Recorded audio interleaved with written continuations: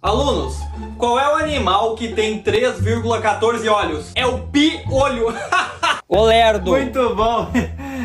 Não entendi. o que questiona? Professor, filosoficamente falando, isso seria impossível, porque não tem como um animal ter 3,14 olhos, porque não seria... Ah, meu, cala a boca!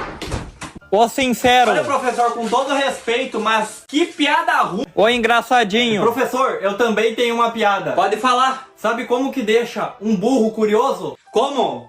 Viu só?